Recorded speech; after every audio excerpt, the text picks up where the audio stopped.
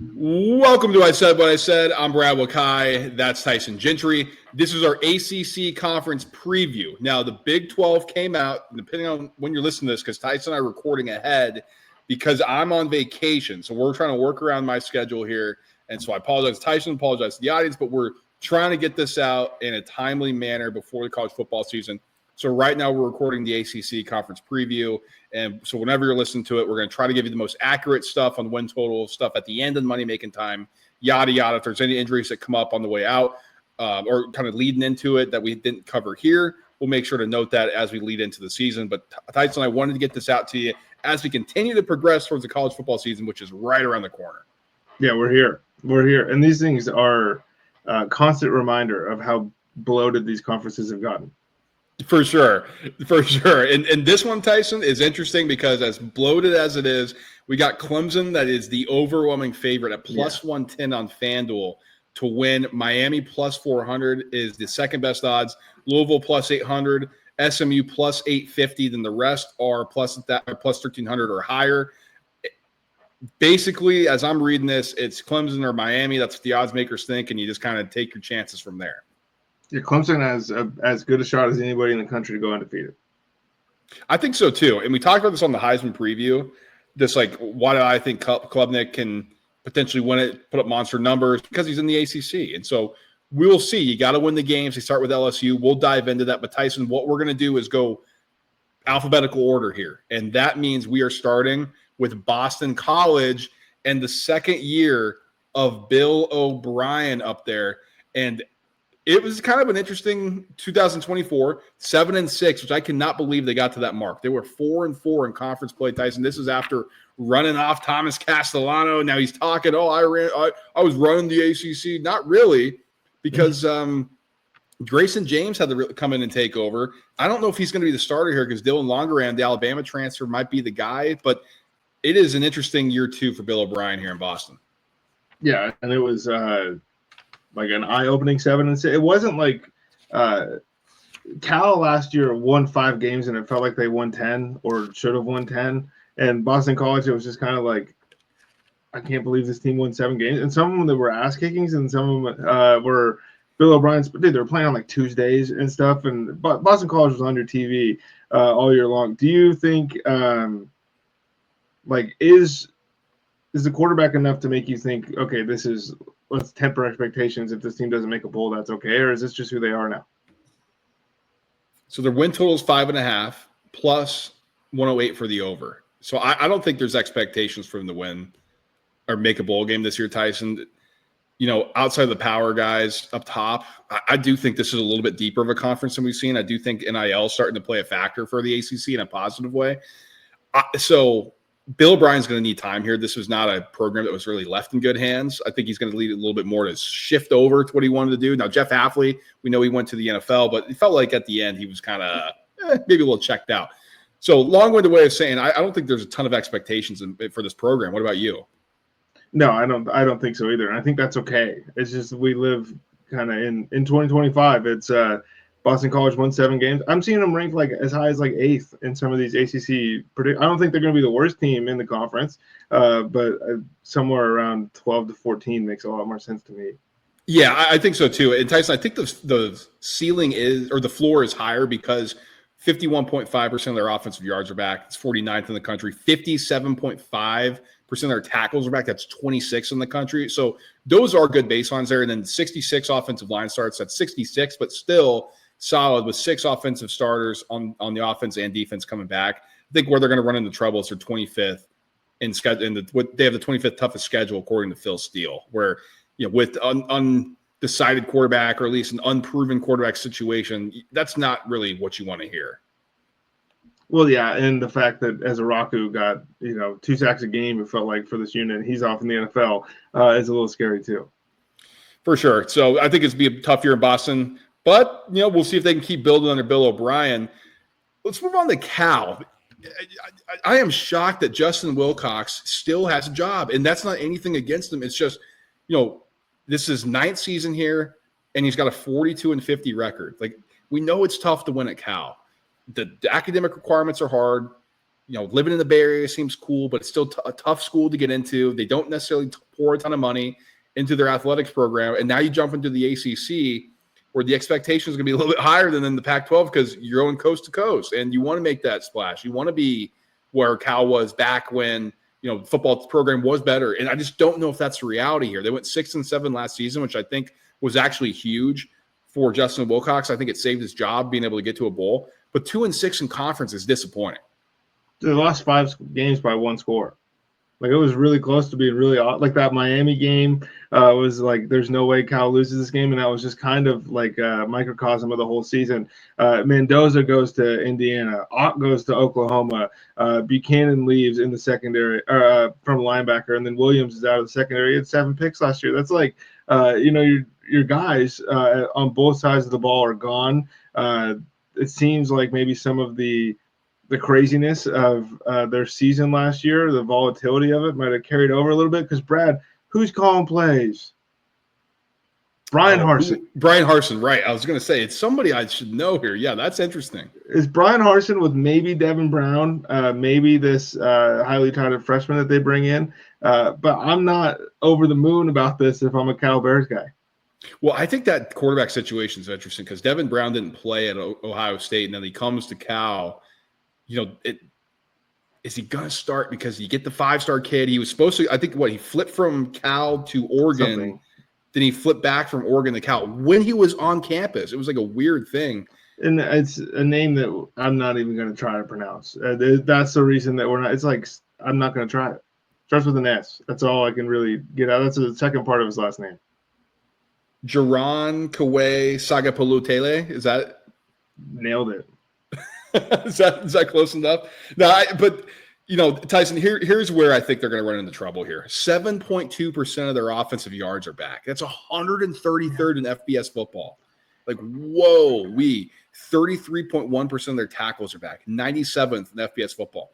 Here's the positive: 110 offensive line starts, 22% or 22nd in the country. That's huge. If you're going to be able to build something around the trenches on the offensive side, if you can run the football, they get LJ Johnson in from SMU, they get Kendrick Raphael in from NC State. At least there are some experienced players there.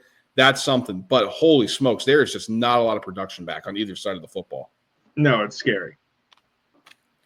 Let's move on to Clemson. So we highlighted how they're such big favorites to win the ACC, and I think with good reason. Dabo Swinney back, Cade Klubnik back. This is year 3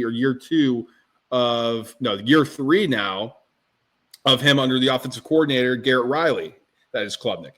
Jay Haynes, running back's going to take over Phil Maffa. He's got some juice. Now, only 295 and 3 tuds last year. Here's the name to keep an eye on, folks. Gideon Davidson, the true freshman running back. This kid could be like special, like the next guy at running back. Keep an eye on him. Dabo Swinney we know he doesn't like glow over some of these guys. Like, oh, he's like salivating at the mouth over Gideon Davidson. I think he could be a starter as a freshman for Clemson, which is nuts. Antonio Williams, Bryant Wesco, TJ Moore, all back. Tyson, 79.6% of their offensive yards have returned, 4th in the country. 74.3% of their tackles are back, 3rd in the country. And oh, by the way, 135 offensive line starts are back, 9th in the country. This is huge for Clemson as they look to win a championship. I thought your "oh, by the way" was going to go with the defensive guys returning, and Mr. Tom Allen as the defensive coordinator here now for Clemson. This is your guy. Well, it's my brother's guy because he was at Indiana. Then he comes to Penn State last year. Wasn't a great fit at Penn State. What I've been reading and everything that's coming out here, the marriage for Tom Allen down in Clemson is a huge one. Now, he's a super religious guy. Dabo Swinney runs the program in a religious aspect, a little bit more Southern type of angle where people are a little bit more open about religion. Plus, Tom Allen's family, he has family down there. Guys, it's a perfect marriage. Everything seems to be working simpatico, and you give them the guys who are returning. Tom Allen is going to be able to crank this thing up. I like all that stuff is great, but he and Penn State's defense is going to be super good. We'll talk about that when we get there. But he was like, okay, I got to retool some things here at Penn State, or I could just go get TJ Parker and Peter Woods, Sammy Brown, Terrell Hampton. Like, this defense is a bunch of NFL players on it again. Their season is not dictated by week one. But if they beat LSU, which seems likely with a week one Brian Kelly, that we're talking about a team that could run the table. Yeah, and let's dive into it because I was interested to see that Phil Steele has this as the 29th toughest schedule in the country. I think a lot of it has to do with the LSU opener. But after that, it's hosting Troy at Georgia Tech, which is interesting. We know Georgia Tech loves to play that underdog role. I don't think they're good enough to beat Clemson, but, it's not like Clemson's been immune to upsets under this iteration. So that's something to keep an eye on. Then they host Syracuse. They get a bye week. They go at North Carolina, who's also off a bye. I mean, I can't believe we're saying Dabo Swinney's coaching against Bill Belichick. I mean, that's insane. We're going to see that this year. Then they go at Boston College, host SMU, bye. They face Duke at home. Duke's off a bye. Host Florida State, at Louisville on a Friday, host Furman, and then at South Carolina to close. That's tough there in that South Carolina game. But I'm with you. This doesn't scream tough schedule to me. No, it screams like we might need Beamer to save us. From an undefeated Dabo, little old Clemson rolling into the playoffs as the number 1 seed. Kate Klubnik is lifting the Heisman Trophy. I mean, I just think if you run this season 100 times, things go positively for the Clemson Tigers, 85 out of those 100, and we might get one of the 15 that it doesn't. That's why you play the games. Dude, this team is juiced. There's a 17-team conference, and they're sitting there at plus 110. I know. It's a mark, man. I mean, it's they could be good. They could be really, really good, like national championship good. This will be a team to keep an eye on when we get a little bit later into the summer before week 0. Duke Blue Devils. What a debut season for Manny Diaz after leaving Penn State as the defensive coordinator, getting back to a head coaching job, 9-4 last year, 5-3 in conference. A lot of the haters, Manny Diaz haters, were quiet after what they did last year. Now Tyson out goes former 5-star Malik Murphy. In comes Tulane transfer Darian Mensah. They get him for, at the time, it was reported like a huge NIL deal. And it was like kind of shocking just to see numbers like that thrown around. It's like, no, yeah, we paid him and offered him this. And it was like, oh, God, that's right. You really are in this new era of college football where it's borderline free agency. And so that was surprising to see. So Darian Mensah is here after going 27-23 passing yards through the air last year. 66% completion percentage, 22 touchdowns, 6 interceptions. That could be the face of their franchise going forward. I think, Tyson, what we got to keep an eye on here is the running back situation because Jaquez Moore and Peyton Jones are expected to be the two. They have less than 500 yards among them. The wide receiver situation also something that they got to monitor. So there are some things that they have to figure out here for Duke. Yeah, and Moore was hurt like most of last season. I think he only played in a handful of games. Rumor has it he's a good player. I just laugh at the idea that it was Mensah or AJ DeBanza for Duke basketball, and they were like, "Oh, we need a quarterback. You guys can spend that money. We won't throw the extra at this kid." I think Mensah's an awesome player. I think that's going to help. Brad, this defensive line got after you a year. It was Manny Diaz masterclass. It was like they had 40+ sacks a year ago, and that's something they need to keep rolling because that was a new style of Duke football. When Riley Leonard showed up and won a big game on national television, it was because Riley Leonard was pretty good in that game. The offense moved the chains, and the defense was good enough. This was kind of ran by like, hey, we create negative plays. Well, and that's kind of crazy to think about, Tyson, because how lauded is Mike Elko? What a great defensive mind. And, Manny Diaz comes in, and I think, college football guys will tell you Manny Diaz is a better defensive coordinator than Elko. And he turned that defense on its head. Like, they were aggressive, like instead of – because Manny Diaz wants to dictate to the offense, like how the offense runs plays and they dictate what the defense does. Manny Diaz wants to do that defensively. Like, he's running his plays and he's making the offense be like, oh, wait, we have to adjust what the defense is doing. It's rare that you can make that happen, and Manny Diaz consistently does it. But Tyson, 48.9% of the tackles are back, 56 in the country in that aspect. That's not terrible, but I think when you're building something in Duke, like that's not what you wanted in year 2, but you'll take it. 84 offensive line starts are back, 47th in the country, but only 22.4% of their offensive yards returned, which is 98th. Now, Mensah helps. That's huge because you lose Malik Murphy, bring another guy. But it's not the same, year 2 bump. Oh, that's because we got so many guys coming back after a solid year 1. What's your expectations for Duke? I'll let you read the schedule off because it's a little interesting, I think, for the Blue Devils. I mean, the non-con is like a dream basketball scenario. Yeah, I know. So 36th toughest schedule in the country per Phil Steele. They begin hosting Elon on a Thursday, hosting Illinois. Again, we'll get into them. They are a hot name in the Big Ten. That's going to be a great week 2 battle. But that's a basketball schedule that Tyson's talking about, a basketball game that Tyson's talking about. They got to go at Tulane. I mean, you don't think that place is going to be juiced up for Darian Minson coming back? Yeah. Oh, baby. And then you turn around and you got to host NC State at Syracuse, out California, out west, and then you get your bye. This is where it gets crazy. You host Georgia Tech off the bye, then you have another bye. Are we sure everybody's going to be sharp? Sure everybody's going to be ready? Like, that's crazy. Off the bye, Clemson, you got to go to. Off a bye for them, then you got to go at UConn, another great basketball matchup that Tyson's talking about. You don't think Jim Moore and those boys are going to be licking their lips to upset Duke? That's going to be insane. Then you got to go home. You face Virginia, which we don't think much of. But then you turn around, you got to go at Carolina and another in-state rivalry. Bill Belichick's the head coach. Then you close hosting Wake Forest, which we'll get into them. We don't think that's going to be a tough challenge, but there is just winding roads here for Duke. Yeah, I think it's going to be hard to build on 9 wins. I think 9 wins again would be an excellent season from Manny Diaz. How about Florida State, Tyson? I hate this kid. I don't know. Like, sometimes, like, somebody's got to, like, you were the worst program in the country a year ago. You come in out of nowhere telling all of us how great you were. We watched you, brother. Like, we understand. And also, it's free to be quiet. It costs nothing. Talking is what can cost you. And that's the issue that I'm having with Florida State. It's like, there's nobody in the building. None of these coaches have thought to be like, hey, we did a little bit of this talking when we got snubbed from the playoffs a couple years ago, and Karma got us pretty good. We need to shut up as a collective. And so to go out and get and we'll talk about it. But I'm rooting against Florida State again. I'm going to say it off rip. Well, and Tyson's act like he was rooting against Florida State. He was picking them to repeat last year. Oh, Florida State's so good. I tried to tell him Mike Norvell was a fraud, and he wouldn't listen, even though his boy DJ was coming to town, and he wouldn't listen to me. Even though we've been doing this for a while, I gave him the warning sign and said, no, Norvell is the next Saban. Norvell's the next Kirby. I think I said he's going to be better than Saban. I think you did, too. Now I'm thinking back on it.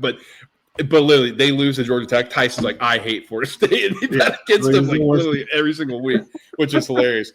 So what Tyson's talking about is Thomas Castellanos comes over from Boston College. And this guy's just running his mouth.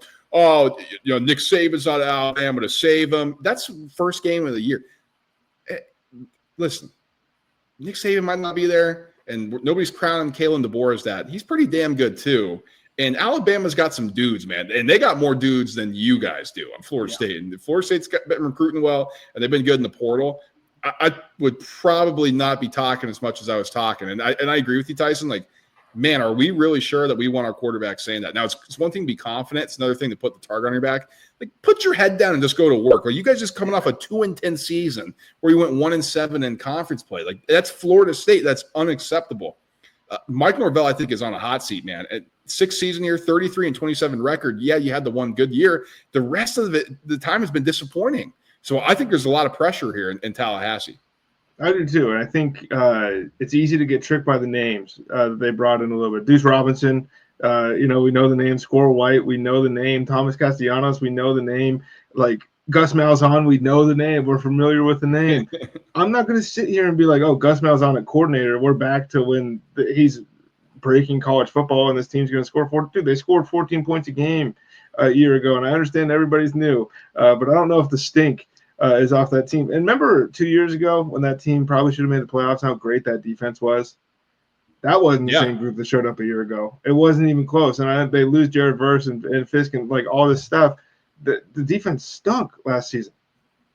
Here's where it's interesting here because they're 28.4% offensive yards returning, which is 82nd in the country. I think that's a good thing. Like they needed a completely new unit, and they got that. Squirrel White, like you mentioned, coming in. Roydell Williams, I believe he was hurt last year, and so he was the original Bama transfer. Maybe he can boost some things. Tackle-wise, 55% back. That's 39th in the country. 8 defensive starters are returning. Like, I think that could be a positive for them, though, because, yes, it wasn't the same last year, but a lot of it had to do with inexperience. You need some more upperclassmen. You need some size to compete. So I think them having continuity on the defensive side will help them. And then here's what I'm really looking at. 129 offensive line starts, 11th in the country. And Tyson, even when Florida State was bad, what'd they have? They at least had a couple guys on the O-line who are playing on Sundays. A couple guys in the trenches who are going to compete. But here's the kicker for me. 75th toughest schedule. ACC wants these boys back up to the top because they know it's a brand. So here's a bone. Yeah, you got to start with Alabama at home. Why don't we do this for you? You host East Texas A&M, then you get a bye. Then you host Kent State. Then you go at Virginia. I mean, okay. Host Miami. Host Pitt at Stanford. Then after that, you get a bye. Come back home and host host Wake Forest at Clemson. Host Virginia Tech at NC State at Florida to close. It's not terrible. This is a great schedule for a bounce back spot, I believe, if you're able to live up to the expectations that the quarterback has put on them. What happens to Mike Norvell if they win 7 games, but they lose to Miami, they lose to Florida, they lose to Clemson, all the rivalry games? Okay. They lose all those, and they win 8 games. What's the over-under on their line? Their over-under is 7.5 plus 164 for the over minus 205 to the under. So, they're saying 7 wins for the Florida State. Okay. If Florida State wins 8 games and loses their 3 or 4 main rivalry games, what are we saying about Norvell? I think 8 games, he's safe. I think 6 games, Tyson, even though they're bowling, it could be some trouble there. I think that he's in trouble depending on if Miami shows up and puts the boots to him, and then Florida puts the boots to him, and they're beating up on East Texas A&M, and they're winning their games against Virginia. I don't think anybody cares. I think you better be hopeful that it's not coming down to Sunbelt Billy and DJ Legway needing to put 50 on your head to get you out of there. Georgia Tech. You want to talk about a coach we're in on? Brent Key. Yes, and he's in his 3rd season. He's just 11-10, but you go 7-6 last year. 5-3 in conference. You have the performance that you had. We're going to be in. And Tyson loves that he wants to run the football. Tyson loves that he's physical. And Tyson loves that Haynes King is coming back, man. I mean, this guy was electric. Now, the stats itself aren't great. Only 2,100 yards, but 73% completion percentage, 14 touchdowns, just 2 picks. Added another 587 on the ground, 11 scores. This guy has got some juice. And how about this? You get Jamal Haynes coming back too, almost 1,000 yards, 9 tuds. You get a transfer in from Penn who's been productive. There's some people here in place that I think we could have some fireworks in Atlanta.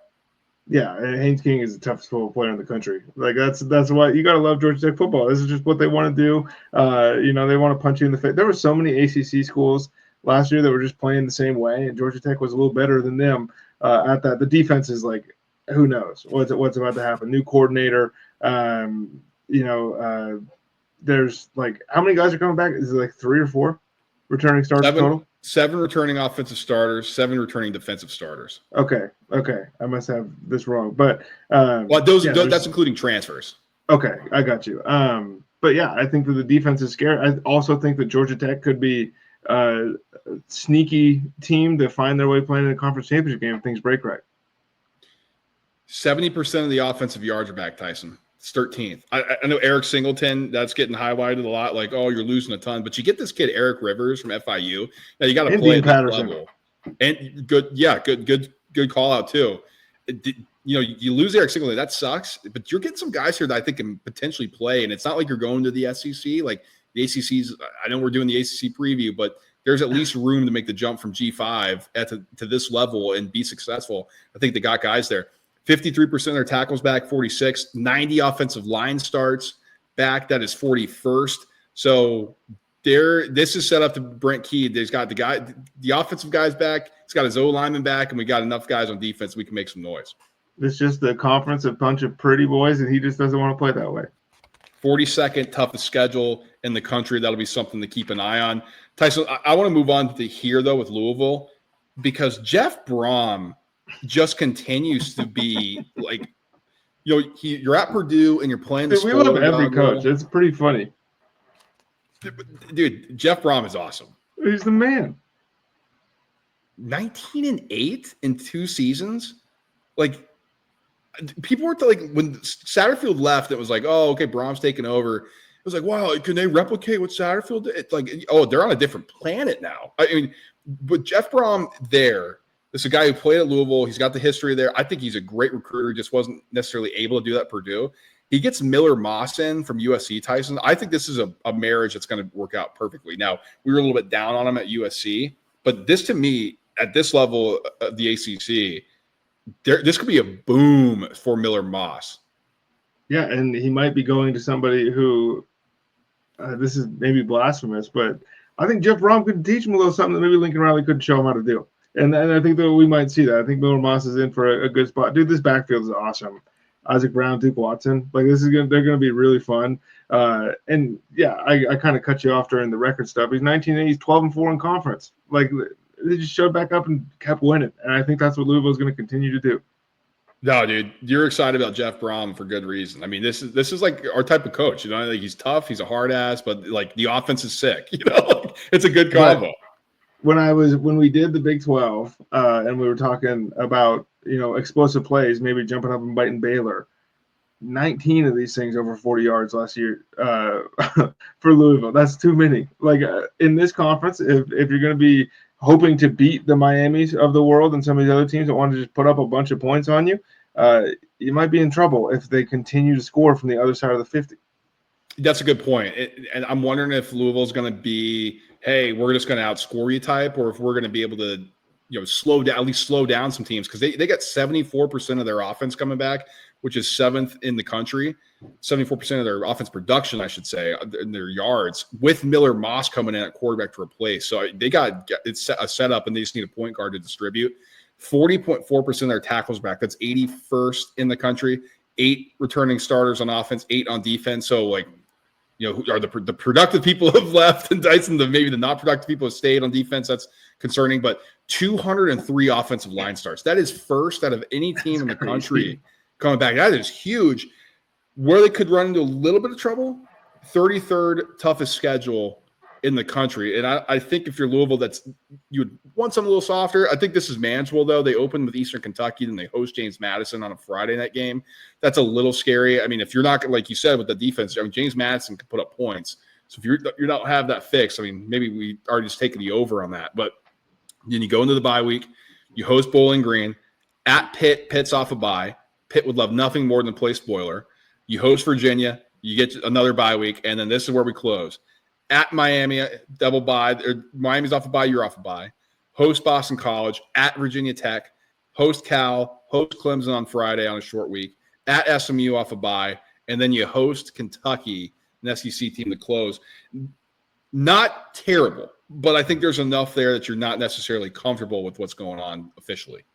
No, I think they're firmly in the SMU, Georgia Tech, and we'll talk about Miami here in just a second, but that second tier of who's playing Clemson in the conference championship game? Well, I think a lot of people in the odds makers would say it's going to be Miami. Mario Cristobal, this is 4th season, 22-16 overall, easily had his best year, going 10-3 last season, 6-2 in conference, but it was those 2 losses that cost him. And it's the same story with Mario Cristobal. Late in the year. November. You're losing to Syracuse in November? What all you need to do is win that game, you're in. The now infamous Fran Brown, I got you in, baby, to Dabo Sweeney. Of course it's Cristobal. You know what I mean? Of course it is. That's the thing. And I'm a Miami hater, but it just, as much as last season was awesome, you had the Heisman Trophy winner, you had the number 1 overall pick, you won 10 games. And Brad, it feels a heck of a lot more like a missed opportunity to me than it does as Miami's going to roll this thing over year after year. The biggest question, of course, is Carson Beck. He's taken over, he's transferring from Georgia. And and you and I both were down on Carson Beck last year, and I think for good reason. 85 yards, 65% completion percentage, 28 touchdowns. And I have him as 25 picks. Now, is that right? Or did I give him too many? It might have been 15. I might have hit the 2 instead of the 1. I'm not quite sure. I mean, I feel like he threw 25 in the first half against Bama, and then he threw 25 more against Texas. I'm trying to look this up right now. But the fact that we even have to say, wait, is this accurate or not? It's that's the point. Okay, so it's 28-12. I knew I was doing that. It makes wrong. so much more sense. Yes, I was I can't looking at that. But he did feel like he had a ton whenever it mattered the most. And not only are they replacing Cam Ward with Carson Beck, Damian Martinez is gone. Like your top 5 wide receivers are gone. This is a completely new offense for Miami, and that was what they did really well a year ago. And I'm curious to see if they can keep this up, right? With Carson Beck, can he do it? You know, you're an unproven group. Only 14.6 of the offensive yards are back. That's 116th in the country. Now, defensively, that's where they also need to get better. 45.2% of their tackles are back. That's 66th in the country. Kind of a bad combo there for Miami. And the 87 offensive line starts are back. That's 43rd in the country. That's a little bit better. So can you build into some stuff on the offense? Can it get explosive? I think you're lucky you're playing in the ACC, but you're also playing the 34th toughest schedule according to Phil Steele, Tyson. And there are enough games to get tripped up here on the schedule. Yeah, and then when you look at the replacement receivers they got in the portal, like the C.J. Daniels from LSU or Marion from BYU, like those are exciting names. But we've now been in this transfer portal era for a little while, and it's like sometimes these receivers that transfer that we get all excited about just can't play, and that could be the case for Miami. Like, how many world beaters are like, wow, this guy just boomed after he transfers that we had at wide receiver versus the I'm so excited for insert Alabama receiver that transferred out here, and then they stink. And you got to have to play right away because week 1 is Notre Dame on a Sunday. You're at home. Is that place going to be packed? I mean, there might be more Notre Dame fans. I mean, start the season, you get to go down to Miami, and now it's not like it's freezing cold in South Bend on August 31st, but I mean, still, like, I don't know what that stadium is going to look like. Now, after that, you go Bethune-Cookman and USF, but then you host Florida. So you got 2 games against Notre Dame and Florida in your first 4. You get the bye week at Florida State in the rivalry game, another bye week. Then you host Louisville on Friday. Louisville's off a bye too. You host Stanford at SMU, host Syracuse, host NC State, at Virginia Tech, at Pitt to close. Not a murderer's row. The ACC isn't really, especially when we're looking at Miami. But there's enough there that if Miami isn't buttoned up, which under Cristobal, it's sometimes they haven't been, there's enough there that you can get checked up a little bit. And just to throw a bow on this, Carson Beck last year, 3 picks against Bama, 3 picks against Texas, 3 picks against Florida, 2 picks against Mississippi State, and was 50% completion percentage before he got knocked out of the college football playoff game. So, yeah, in the big spots, he wasn't great last season. And against Ole Miss, he threw for like 150 yards. And he's coming back from Tommy John surgery, which is rare for a quarterback. Like, we have no clue what this is going to look like. And I don't root against anybody necessarily. Carson Beck seems like a douche. Yeah, maybe he's a little nicer of a guy. I don't know. But this seems like it's a volatile situation in Miami. Yeah, Carson. NC State, 6-7 last year. Dave Dorn's still kicking. This is 13th season, 87-65 overall. It's actually pretty impressive. But, I felt like it was a little bit disappointing, Tyson. Now, Grayson McCall getting hurt did not help. But 3-5 in conference, kind of left something to be desired. Now, I think the future there is C.J. Bailey. 2,400 yards last year, 65% completion percentage, 17 touchdowns, 10 picks. But that was as a redshirt freshman. He's a sophomore now. You expect it to be a little bit better, a little more mature, better decision-making. This is supposed to be your guy. Can he carry you forward? I think that's really what everything lies on at NC State. Yeah, and if you're noticing a theme, this defense also sucked last season, and they also have a new defensive coordinator. That is pretty much across the board in the ACC with the exception of a couple teams. Justin Jolly is awesome at tight end. I think that's like somebody you lean on. What are you expecting from NC State? Because this is another team I'm seeing thrown up there towards like 7 in some of these rankings and all the way down to 12.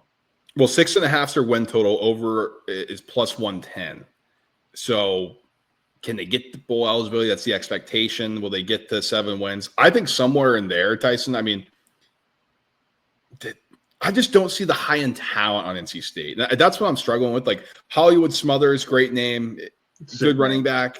And like you said, good tight end. The wide receivers are unproven though. Noah Rogers, Wesley Grimes. Like, I don't know. Can you have a young quarterback who's volatile, did not have proven weapons? Like, that's what I'm struggling with. Yeah, and that's the scary part. And then you couple it with the fact that, like, dude, they had 16 sacks a year ago. You have to get after. You can't score points. You got to get after the passer, and they weren't able to do that either. Again, the new defensive coordinator brings in some new pieces. Maybe they're able to play better on defense this year. But there's been a ton of focus and attention on the other North Carolina school that I think might just be in a better spot. Potentially. Yeah. I mean, the good thing for NC State, 41st in the toughest schedule, but we'll get into North Carolina's now, who has a great path under Bill Belichick. Yeah. In terms at least from the schedule, that we'll see everything. What a noisy offseason for old Bill Belichick. Probably. And it was kind of shocking to see, that being Bill Belichick just based on the way he's run things at New England Patriots. But I digress. It's college. Maybe he's loosening up a little bit, Tyson. I'm not quite sure. They were last year. They went 6-7. North Carolina did. Forced Mac Brown to resign, retire, get fired. That entire mess of that situation. There were people transferring out, people transferring in. So now this is what we're looking at here. First year Bill Belichick with Gio Lopez, the quarterback, coming in from South Alabama, who is a lot of talent, who is raw, who's dual threat. Not quite sure if he's accurate enough, but he's got a big arm, but he's accurate at times. But he makes bad decisions. We have no clue what he can do at this level. North Carolina is, I think they're going to be a story all year. I have no clue how this is going to go. This is New Colorado. Whatever North Carolina does this season is going to make noise. 40 transfers. 40. 40 transfers. You're supposed to be like, Bill Belichick is a defensive genius. We know this. Like, he's like the best in the world. He's best of all time. All this stuff. It's like he's got to get all these brand new college kids to buy in immediately, and it's going to be really hard. But, Brad, if they do, the way this thing sets up, like North Carolina, we could look up, and if they win 9 games, holy smokes, dude. This is the greatest thing of all time. I don't think this team's making the playoff or anything like that. But, look, if you watch Gio Lopez and you squint, it looks like he could be a top-end quarterback in the ACC if everything goes right. He also looks like he'd be a disaster. But North Carolina has shown us something's in the water. They get the most out of these dudes. Yeah, but this would be fun. This is going to be a fun story. Kind of back your point a little bit. Win total 7.5 plus 138. This, at least when we're recording, under is minus 170. So about 7 wins really is what the expectation is from the odds makers. Okay. I think you'll take that in the first year after all the noisiness that happened over the offseason. I think if you told Bill Belichick right now, you're going to win 7 games in your first season, build upon that, look for a year or two boost, boom. What? He's 73. I know. We'll see, a year ago making fun of, like, I can't believe that how old Mac Brown is in North Carolina, won't do anything about it. And then they replace him with a 73-year-old man. Like, the year 2 boost for who? Like, he might not be around. No, but Jordan Hudson will be. I mean, she might be the coach. That's true. Honestly, I'm down for that. Paulo Torre just putting out banger articles all the time. I'm with it. 67th toughest schedule, and that's what I was alluding to here for North Carolina. You mentioned, can they get the 9 wins? Let's go through the schedule here, and let's see if we can find them. This is tough. Your first game is home against TCU on Monday, where TCU was expected to be good. We just went over that in the Big 12 preview. If you haven't listened to that, go check that out. At Charlotte, home Richmond, at UCF. UCF's off a bye early. Okay, but we're not expecting too much out of them. Get a bye. You face Clemson at home off a bye. Then you have another bye. So you're in that weird little sandwich bye spot. But then you go at California, both coming off a bye. Home Virginia, so you come back from the West Coast. At Syracuse, you got to go up north. Come back home against Stanford. At Wake Forest. Host Duke. At NC State. Does that schedule lend you to believe they can go bowling this year? Yeah, I think they go bowling for sure. I think that, like, as you read through that, I can convince myself on 8, and then it's just like in my head, is it going to surprise anybody if Bill Belichick shows up to college football on Monday night and pantses Sonny Dykes in front of the whole country? Like, nobody can stop this guy from throwing for 300 yards a game. The teams aren't always good under Sonny Dykes, but the offense is always fun. And Bill Belichick just shuts that shit down, and TCU scores 3 points. Like, that's what honestly, that's what I kind of think might happen. 40-3, and it's one of those, like, master classes. And, dude, like, that would be insane. I mean, it'd be like, oh, yeah, Bill Belichick part is if college coaches. If it goes the other way, and Sonny Dykes scores 40 points, and TCU's offense looks great, North Carolina's not winning a game, dude. They're not beating Charlotte. There you go. You heard it here first from Tyson. Let's move into Pittsburgh. Narduzzi's still kicking, man. 11th season here. He's 72-56. 7-6 last year, 3-5 in conference. There is You just never know what you're going to get from this guy because he freaking won the conference and he was bitching that they weren't running the ball enough. So they go back to running and they suck. Like, dude, do you want to win the conference or do you want to suck? Well, apparently you want to suck because you're stubborn enough that you want to win my way. How about you just win? Because that's not what you've been doing a ton here. So you're going to have your little Duquesnes and your little Central Michigans can compete with the big boys. We'll go over their schedule. It sets up that at least they can have a shot. But everything's going to come down to Eli Holstein, Tyson. Was had electric moments last year. Started off red hot. They're 5-0 and 7 shit down their leg. 7. They went 7-0 and 0-6. Oh baby, I forgot about that. It's all about Holstein, man. Like that's really how I'm looking at things. He got hurt, and then the running back Reed also got hurt, and that kind of contributed to things. Right. But it was like you lose 6 games in a row after being 7-0. That's too much. And we know the defense is going to be good under Narduzzi. Can it be great? And I think that's kind of what they need in order to maybe play in a conference championship game or something. But I'm not all the way there with Eli Holstein like I want to be. But there are a ton of people that rank this kid super highly, and maybe he can get there. But I'm old enough to remember when Brady Cook was the man off of a couple of performances at Missouri. Like, we do this every year. Yeah. I think the one thing for Pitt going in their favor, 66.6% of their offensive yards back. That's 22nd in the country. 57.4% of their tackles are back, 27th in the country. 78 offensive line starts are back. That's 53rd in the country. 8 returning starters on O, 8 returning starters on D. And then, like I said, the 49th toughest schedule that lends itself to some success because here's your first 3 games. Home Duquesne, home Central Michigan, at West Virginia. It was in a rebuild. Bye. Great start. But here's the problem, Tyson. We're going to know if they're for real or not. In this stretch, host Louisville, host Boston College, at Florida State, at Syracuse with them off a bye, host NC State with them off a bye. Got to go out west and you go to Stanford. Bye. Come back. You host Notre Dame, at Georgia Tech, home against Miami to close. Those 3 games are all losable, and they're not going to be favored in any of those. No, and we're talking about like the premier streaker in college football. This Pitt team, like the Kenny Pickett stuff was awesome, and they won a bunch of games in a row. But then, like, Narduzzi never just loses one. They come in bunches, and he doesn't just win one; he wins 3. That's a good point. That is a good point. SMU, what a great introduction to power football from these guys. They go to the college football playoff. Everybody's like, I don't know, like G5 guys. And we were on SMU last year because we love Rhett Lashley. He's been incredible since taking over in Dallas. This is 4th season there, 29-12 overall. Like I said, they went 11-3 in the regular season, 8-0 in conference play. What a showing from the Ponies. Kevin Jennings is back. We don't have to do that nonsense, the Preston Stone thing. Like, get that guy out of here, and it's Kevin Jennings' show. I know people are like, he sucks because what he did at Penn State. Guys, it's hard to play at Penn State. It was freezing. It was a team from Texas coming in. Tyson and I were all over the Nittany Lions to win that game, and it was over early. But Jennings is good. I mean, 3,200 yards, 65% completion percentage, 23 touchdowns, 11 picks. Now, you're going to improve that a little bit, but he's also an aggressive guy.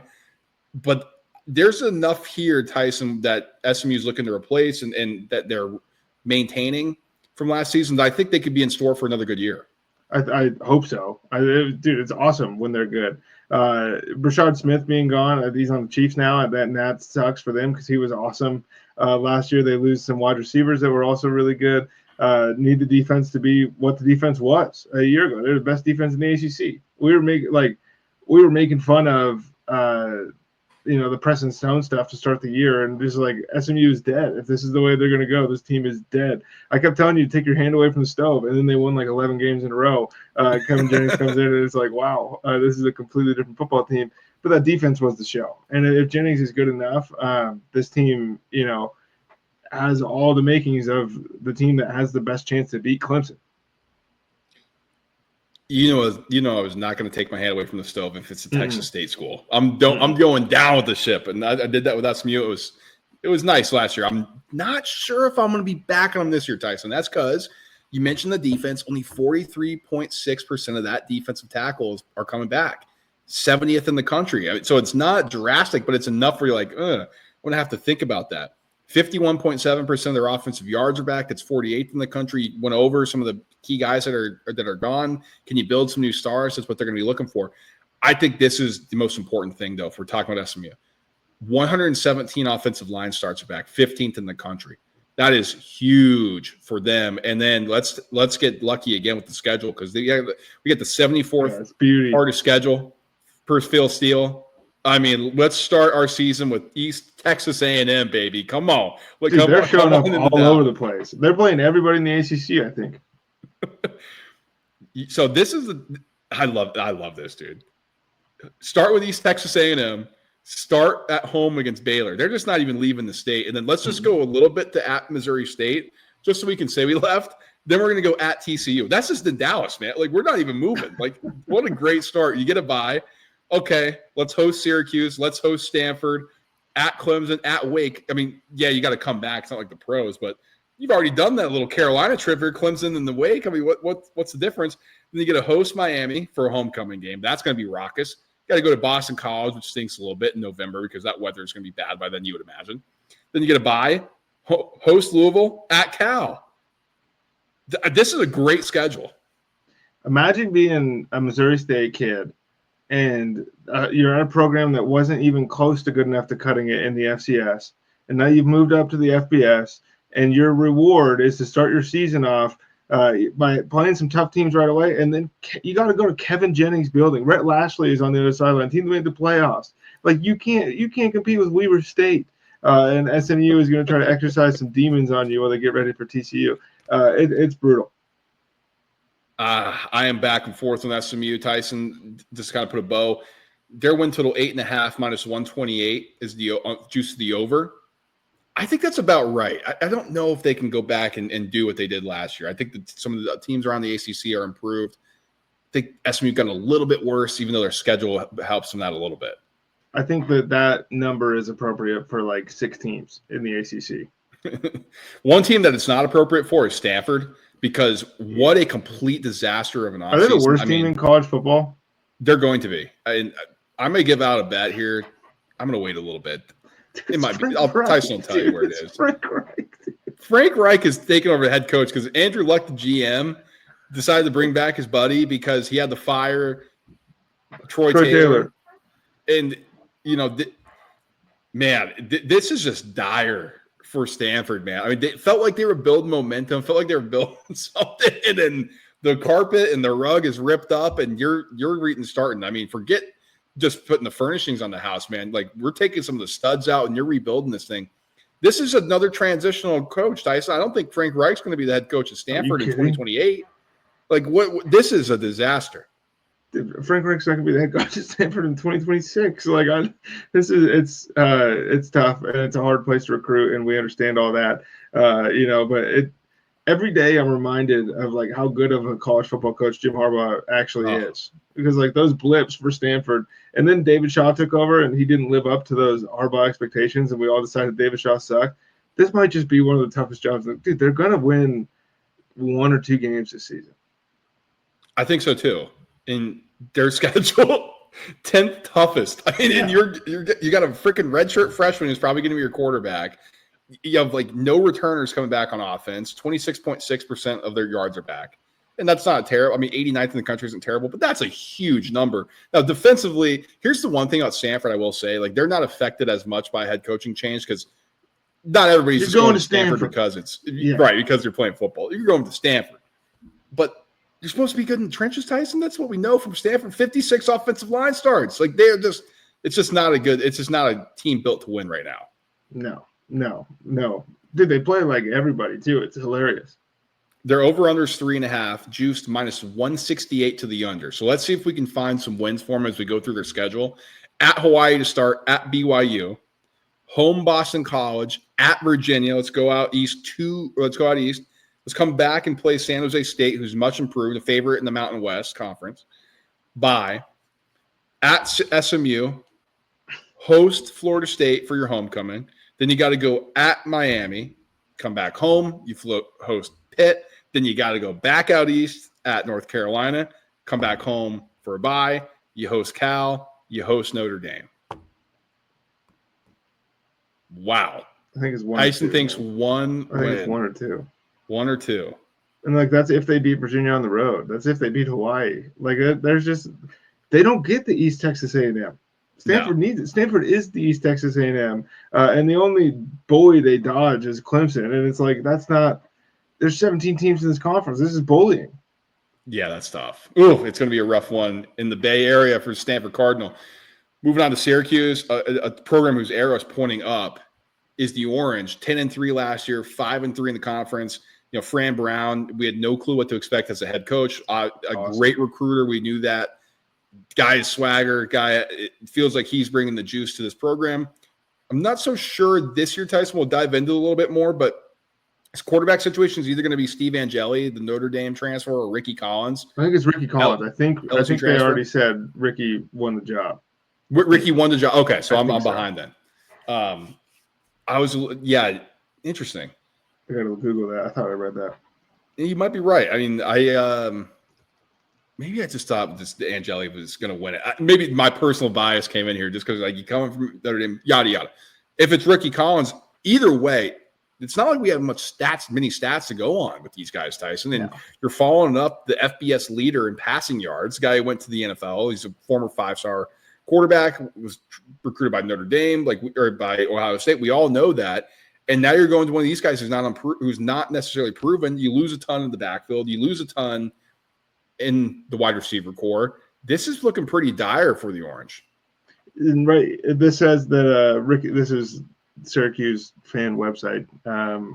Syracuse.com has it as saying Ricky Collins won the job in the spring, which led Michael Johnson Jr. to transfer to Akron, but then also led Trevor Pena to transfer to Penn State after expressing concerns about Collins. So that's fantastic to read if you're a Syracuse fan.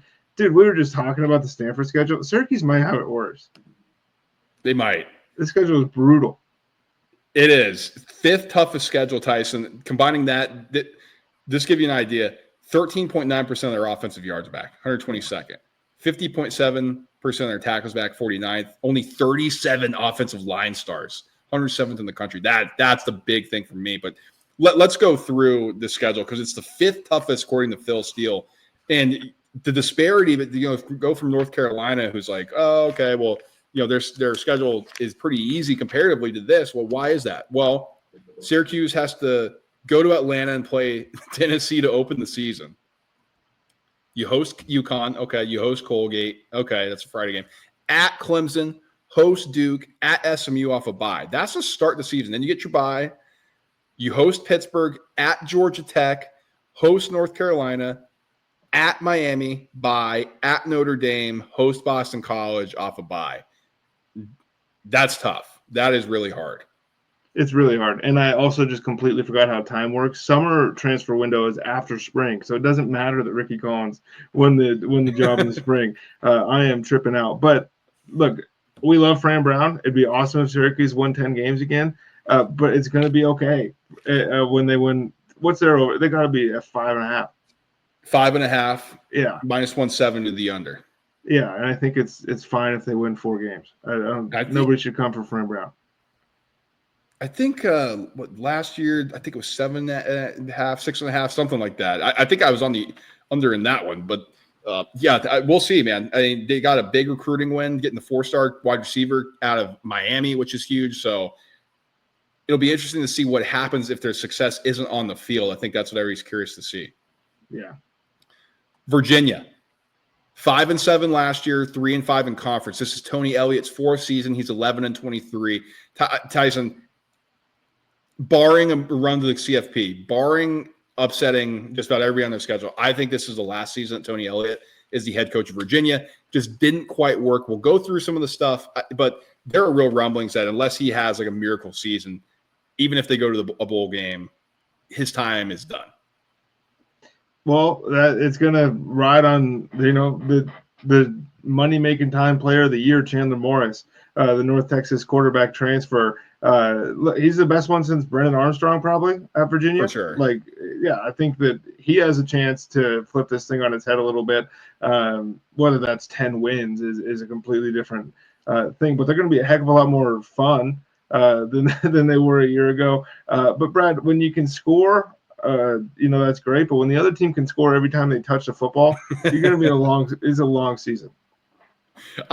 That's the thing. Only 22.3% of their offensive yards are back, but you get Chandler Morris, who threw for 3,800 yards last year, 63% completions, 31 touchdowns. Yeah. 12 picks. So up and down and up and down. I mean, that's like they're getting a guy Tony Ellis, the wide receiver coach, right? But he's offensive guy.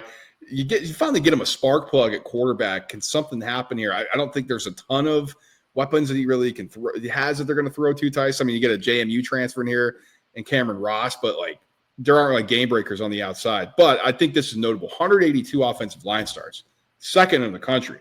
So at least Virginia finally has somebody in the trenches. Can you give Chandler Morris some time to make some plays? That's what you're banking on. They have to have it. They have to have it. This is it's kind of like a sad time to be a Virginia, maybe not a Virginia alum, but with the Tony Elliott was supposed to save this program, and then on top of it with the late departure of a legendary basketball coach, it's been a tough couple months. Yeah, that's a good point. Could be the saving grace.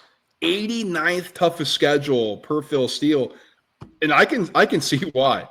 You open with the host against Coastal Carolina, at NC State, then you host William & Mary, host Stanford, host Florida State, at Louisville. Now those last two games there are tough, but those 4-game stretch, can you beat NC State on the road? Can you start 4-0? That's what you're looking for there. Then you go into your bye week after Florida State, Louisville. You host Washington State, who has a brand new thing going on there. We have no clue they're going to look. At North Carolina, at Cal, that's tough. But you come back, host Wake Forest, at Duke, bye week, finish with Virginia Tech. I don't know if that schedule is enough or if this team's going to be good enough to take advantage of that schedule and get Tony Elliott another year. But if Chandler Morris can be the guy, man, oh man, there at least is a roadmap for them to accomplish that. And it would be a very college football story if Chandler Morris is 320 yards a game in the ACC and Virginia's good. For sure. It would be awesome. And see him in those colors too, slinging the rock. Yeah, I feel like it would be awesome. Yeah, it's been a long time. But, I mean, you can't talk quarterbacks in the state of Virginia in college football without mentioning the next guy. Somebody freaks out on the internet if you so much as insinuate he can't play. Yeah, let's get into Virginia Tech. What a disappointing season last year. 6-7. People were talking about Virginia Tech winning the ACC. Like, that's where we were at with this team. And it was because of Kyron Drones. Do you want to talk about a disappointment? 1,562 passing yards? He's hurt all year. We get that. I mean, that still is ridiculous. 10 touchdown passes, 6 interceptions, 336 and 6 scores on the ground. But brother, we're not playing triple option football here. Like, you're supposed to be opening this thing up and throwing it. Now, Tyson, Brent Pry in his 4th season, 16-21 record. I haven't heard too many rumblings like Tony Elliott that Brent Pry's in the hot seat. I think he's well liked by the establishment, so I think that helps him. But holy smokes, man, this has not been an ROI that you expected here. No, and they literally had to win like November 30th to make a bowl game, and they were the name of the team that was going to win the ACC. I was in on it. I was with it. I love watching Kylan Drones, but it's just one of those things where it's maybe swung too far the other way, where it's like, we understand he was hurt. He was bad when he played, though, and that's part of the game. And then, Brad, like, you read about this team and what they did in the transfer portal, and people are excited. And then you start digging into some of these names. It's Terrence Stewart from Bowling Green, Braden Bennett from Coastal Carolina, Marcellus Hawkins from Central Missouri. That's who they brought in for the running back position. On defense, it's Ben Bell from Texas State. They got a guy from Eastern Michigan. They got another defensive back from Rice. Look, that could be awesome. But, like, we're not even leading with the transfer that they hit from Tennessee in Cam Selden to play wide receiver. It's hard for me to talk myself into a team that was supposed to win 10 games a year ago, and then I'm going to get juiced over a guy from Texas State and these other things to raise them to the level that they need to be at. Not to compete with Clemson, but they want to get to that Louisville tier at least, right? And that feels difficult. I'm with you there. This is tough. And so you name those names, you're supposed to be replacing the guys that left. So that's the level that they got to with only 47.1% of their offensive yards returning, which is 55th in the country. 39.7% of their tackles are returning, 83rd in the country, and just 63 offensive line starts. So in an important year where you are trying to take advantage of Kyron Drones, if he is that guy that everybody thinks he is, you need pieces around them, and it doesn't look like that's the case here, which I think is the biggest concern if you're looking at Virginia Tech on the surface. Yeah, because college football is better when they're good. Like the Virginia uniform thing is a great point. But give me Enter Sandman when it matters. Oh, for sure. And it's going to matter here, Tyson. On a few of these games, we're looking at the schedule. Unfortunately, not against South Carolina because that's the opener. It's going to be in Atlanta on Sunday. That's a big game. That is a tough one to open. You come off of that, you're hosting Vanderbilt. Like, I know you're going to have your mind and revenge against Vandy. That's a crazy stuff. You go Lenora Sellers into Diego Pavia. That's a revenge game, Diego Pavia. Yeah. That is emotionally invested. Now you host Old Dominion, you host Wofford. So you got to get a breather here. Tyson, at NC State, home, you host Wake Forest. You haven't had your bye week yet. That's your homecoming already. Then you go at Georgia Tech. Georgia Tech's off a bye. You haven't had one, and it's 6 games in. Then you finally get your bye. You host California on a Friday. Then you host Louisville. That's big. Then you get a bye. But how about this close? At Florida State, host Miami. Then at Virginia. Virginia's off a bye in a rivalry game.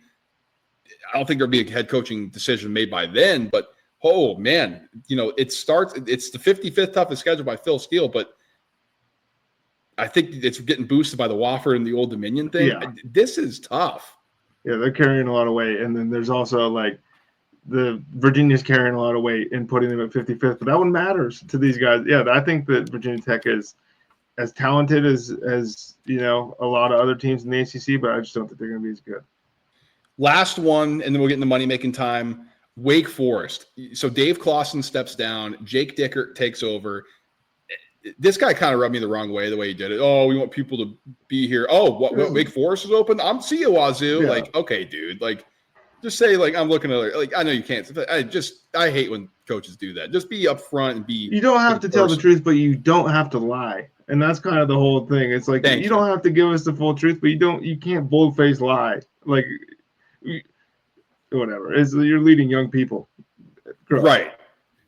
So that rubbed me the wrong way. Now, do I think Jake Dickert could maybe build a good program at Wake Forest? I think so. I thought he was a good coach at Washington State. We'll see. 23-20 overall doesn't necessarily lend itself to being like, whoa, man. But, that was in the Pac-12 when things were rolling for other teams. He didn't take over a great situation with Nick Rolovich getting fired during the COVID situation, which I don't want to get into, but it's ridiculous. That's even a freaking statement that we're saying. But let's dive into this. This is the biggest thing for me, Tyson. You're really rolling into a football season in 2025 with Robbie Ashford as her starting quarterback? Come on. When I saw that, I'm pretty sure he's older than me. I was like, I don't understand how this is going. I will say Claiborne is one of the most underrated running backs in the country. But, like, you got to have somebody to throw the football. Dude, it's like I'm not sure what the numbers are with transfers and everything included. I think it's 2 starters from Wake Forest are returning. So, yeah, a 5 I have, but I think, that's with the transfer stuff. Like, they were starters elsewhere. Mm-hmm. And that's how Phil Steele has started to do this with the transfer portal. So it makes it hard to understand, like, who's returning. But there's 5 caliber starting players. One of those is Carlos Hernandez, a Washington State transfer. A lot of these guys are Wazoo transfers that are coming over to the East Coast. Dyson, 29.3% of the offense is back, 80th in the country. I was surprised to see that 56.4% of tackles are back, which actually puts them 32nd. But, they were tackling people 15 yards away from the line of scrimmage. And Wake's also pretty nice. Like, hey, I got in Wake. I don't know if I want to leave here. 86 offensive line starts, 44th in the country. So there at least is a little bit more bones here than I was expecting. But I'm just not into the year one thing here at Wake. No, they will be better than Stanford, and that's all I know for sure. 62nd, toughest schedule in the country. There's some landmines. Kennesaw State you start with, which is nice. Then Western Carolina host NC State on a Thursday. But then here's where I think things can get a little difficult. You get a bye, host Georgia Tech, at Virginia Tech, at Oregon State, which I don't think is crazy. But then you get a bye. You host SMU for your homecoming, at Florida State off a bye, at Virginia, host North Carolina, host Delaware, at Duke. So there are a soft landing spot, but the over-under is 4.5 plus 116 to the over. So they're not expecting much here. You're going to need a great showing from Robbie Ashford, which I'm just not buying into. No, probably not. SMU's everybody's homecoming, huh? It seems like it, man. That's a tough gig. I don't know who made these schedules. They were like, hey, they just joined the conference. We're going to schedule them 2 years out. They're going to be our homecoming. We're going to destroy them. And then Kevin Jennings started slinging the rock, and everyone's like, shit. Yeah, actually, though, I think that's what happened here. All right, let's get into Money Making Time. Let's give out just a couple of the bets that we've liked so far, Tyson, here in Money Making Time. It's Money Making Time. I got two. I'll start it off with the first one, that being Louisville over 8.5 wins, minus 150. I really like this team this year. They got a lot back. I think Miller Moss is a good quarterback. I think he was hyped up a little bit too much at USC, and it played into our perception of him. Now, he made mistakes. He wasn't perfect. It's not like he was freaking Caleb Williams. But I do think coming to the ACC with an offense that's going to be set up for him with a little bit more of an openness and play of ACC style compared to the Big Ten, where you're closer to the SEC, I think, or the NFL. I think this plays into an advantage here. I think Louisville's going to have a really good season. I would not be shocked if they're in the ACC title game. So give me over 8.5 minus 150. I'm cheering for it. I have under 9.5 for the Miami Hurricanes. This is an annual bet for me. Brad, let's run through their schedule. They're losing to Notre Dame. They're going to lose to Florida. They're going to lose to Louisville. They're going to lose to SMU. And now all of a sudden, like, we're not even touching 9 games. And that's where I'm at with this football team. It's like Carson Beck's going to show up, drive all these fancy cars, and get in trouble on Instagram for doing whatever he's doing. And we're just going to look around and pretend that this running back room is really as solid as it was last year, these receivers are as solid as they were last year, or that this defense is going to not allow 31 points a game again. Like, it was fun because they scored 50. They're not scoring 50 this season. This is not a 10-win football team. I think that's an interesting angle, Tyson. I really do. I was thinking about jumping on that with you.